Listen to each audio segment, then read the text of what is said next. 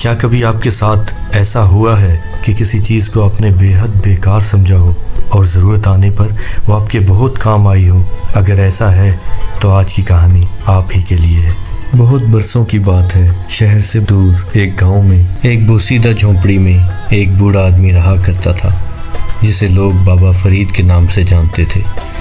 بابا فرید کی عمر ڈھل چکی تھی، کمر جھک چکی تھی اور ہاتھ کانپتے تھے۔ چہرے پر وقت کی گہری لکیریں صاف نظر آتی تھیں، لیکن ان لکیروں میں ایک عجیب سی روشنی تھی، جیسے ہر لکیر ایک کہانی سنا رہی ہو، صبر کی، محنت کی اور خاموش جدوجہد کی۔ وہ دنیا میں بالکل اکیلا رہ گیا تھا، نہ کوئی اولاد اور نہ کوئی سہارا۔ اس کی زندگی کا دار و مدار بس ایک پرانی کلہاڑی اور اس کے یقین پر تھا۔ وہ روز جنگل جاتا، کبھی موٹی لکڑیاں کاٹتا، کبھی سوکھی ٹہنیاں چنتا اور پھر شہر کے بازار میں جا کر بیچ آتا۔ لیکن سچ یہ تھا کہ اس کی محنت بس اسے زندہ رکھے ہوئے تھی، جینے نہیں دے رہی تھی۔ سردیوں نے دروازہ کھٹکھٹانا شروع کر دیا تھا، ٹھنڈی ہوائیں، لمبی راتیں اور ایک کمزور بوڑھا جسم۔ ایک رات جب ہوا جھونپڑی کے دروازوں سے ٹکرا کر عجیب سی آوازیں پیدا کر رہی تھی، بابا فرید نے خود سے کہا، اب میں بوڑھا ہو چکا ہوں، کمزور ہو چکا ہوں، ان لکڑیوں کا گٹھڑا اٹھا کر بازار کی طرف جانا میرے لیے مشکل ہوتا جا رہا ہے۔ بابا فرید نے فیصلہ کیا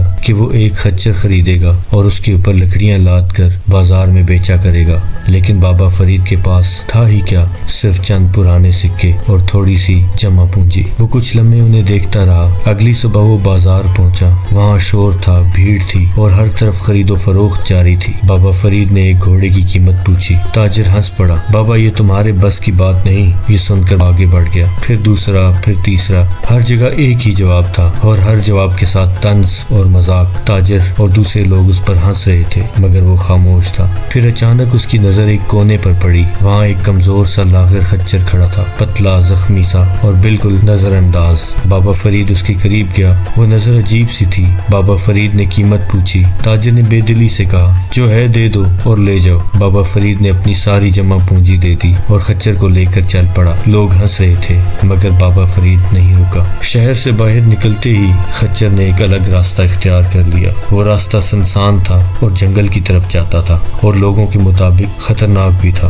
بابا فرید نے خچر کو روکنے کی کوشش کی مگر خچر اپنی جگہ ڈٹا رہا اور اپنے راستے پہ چلتا رہا۔ آخر کار بابا فرید اس خچر کے پیچھے چل پڑا۔ راستہ مشکل ہوتا گیا، پتھر، کانٹے، ڈھلوان اور شام بھی ڈھلنے لگی تھی۔ اچانک بابا فرید کا پاؤں پھسل گیا اور وہ گر پڑا۔ درد سے کراہتے ہوئے اس نے آسمان کی طرف دیکھا، یا اللہ، کیا میں نے غلط راستہ چن لیا؟ خچر وہیں کھڑا رہا، خاموش، مگر جیسے کہہ رہا ہو کہ ہمت نہ ہارو۔ بابا فرید نے خود کو سنبھالا اور دوبارہ چل پڑا۔ آخر کار ایک بڑی چٹان تک پہنچے۔ خچر نے جھاڑیوں کو ہٹانا شروع کر دیا اور اپنے کھر سے زمین کو کھودنے لگا۔ ہر طرف ہلکا سا شام کا اندھیرا اور خاموشی تھی۔ بابا فرید کو کچھ سمجھ نہیں آ رہا تھا کہ خچر کیوں رک گیا ہے، لیکن خچر مسلسل اپنے کھر سے زمین کو کھودے جا رہا تھا۔ بابا فرید تھوڑا سا آگے بڑھا اور زمین کو دیکھنے لگا۔ پھر بابا فرید نے بھی اپنے ہاتھ میں اٹھائی ہوئی لکڑی کی پرانی لاٹھی سے زمین کو کھودنا شروع کر دیا۔ بابا فرید نہیں جانتا تھا کہ وہ ایسا کیوں کر رہا ہے، لیکن بغیر کسی سوچ کے وہ زمین کو کھودتا گیا۔ تھوڑا سا کھودنے کے بعد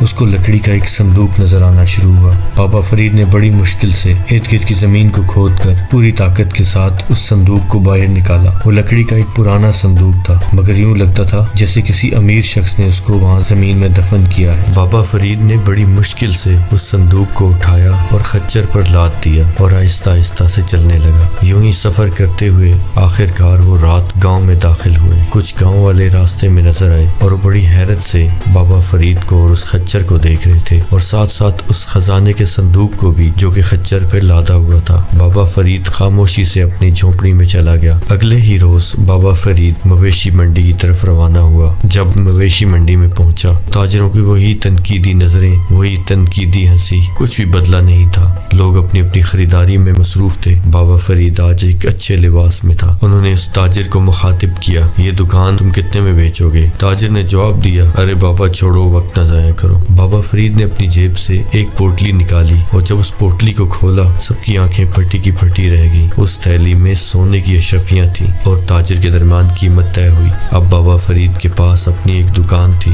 بابا فرید خوشحال ہو چکے تھے، لیکن وہ نہ تو خود غرض تھے اور نہ ہی لالچی۔ اپنی زندگی سادگی سے گزارنے لگے تھے، لیکن ایک فرق ضرور آ گیا تھا کہ گاؤں کے غریب اور مفلس لوگوں کو ایک سہارا مل گیا تھا۔ بابا فرید روزانہ گاؤں کے مفلس اور غریب لوگوں کو کھانا کھلایا کرتے اور ضرورت مندوں کی مدد کیا کرتے تھے۔ گاؤں کے غریب بچے اب پڑھنے لگ گئے تھے اور غریب لوگوں کی بیٹیوں کی شادیاں ہونے لگی تھیں۔ بس یوں ہی دن گزرتے گئے۔ وہ خچر جو بابا فرید کا پرانا دوست تھا ایک دن بیمار ہو گیا اور خاموشی سے چل بسا۔ بابا فرید بہت دکھی تھے۔ انہوں نے اس سے کہا کہ تم ایک جانور نہیں، اللہ تعالیٰ کی طرف سے میرے لیے ایک رحمت کا دروازہ تھے، میں تمہارے احسان کو کبھی نہیں بھول سکتا۔ ہمارے چینل پہ مزید کہانیاں سننے کے لیے اس چینل کو سبسکرائب کیجیے اور بیل آئیکن کو پریس کر دیجیے تاکہ ہر نئی آنے والی کہانی کو آپ سن سکیں۔